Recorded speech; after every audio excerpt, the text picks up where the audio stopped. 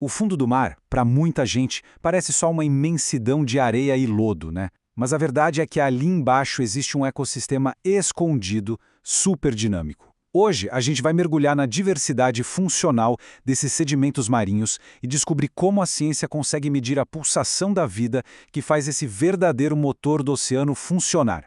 E essa é a grande questão, certo? Como é que os cientistas conseguem quantificar a energia, o crescimento da vida que está ali, enterrada no sedimento, totalmente fora da nossa vista?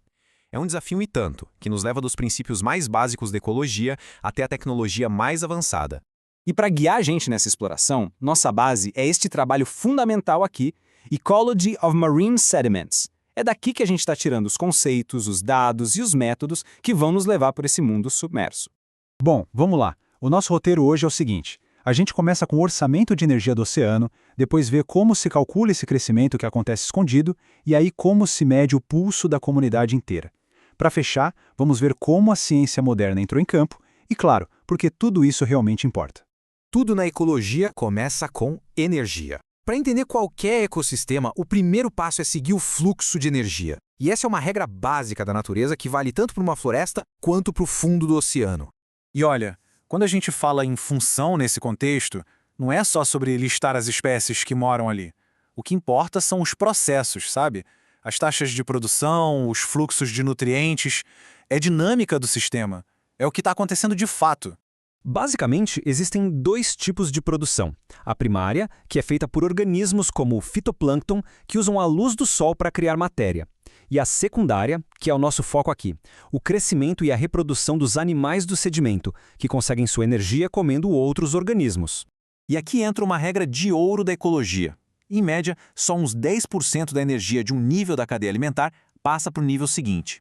Essa regra dos 10%, que vem lá do trabalho do Lindemann, é o nosso ponto de partida para entender a eficiência do motor do fundo do mar. Certo. Mas como a gente sai desse conceito dos 10% e chega em números de verdade para bichos que vivem escondidos na lama?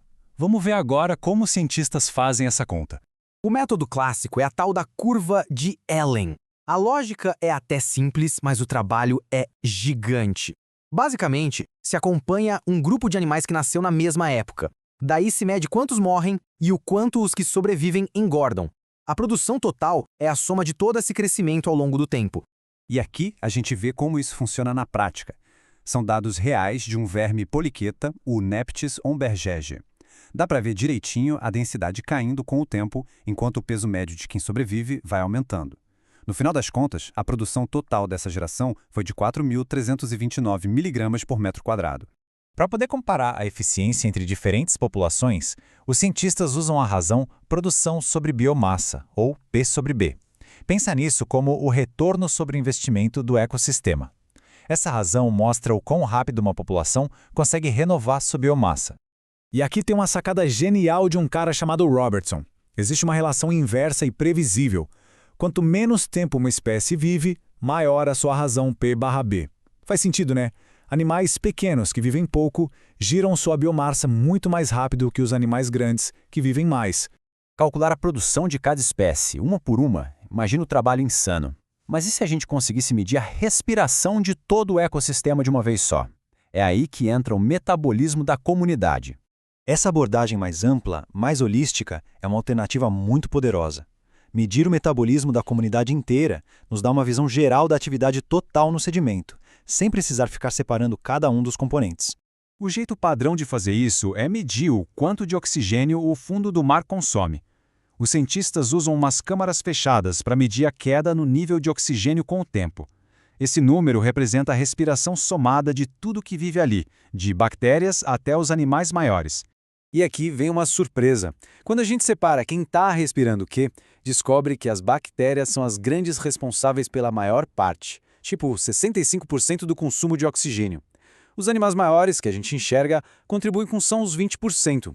O verdadeiro motor metabólico é microscópico.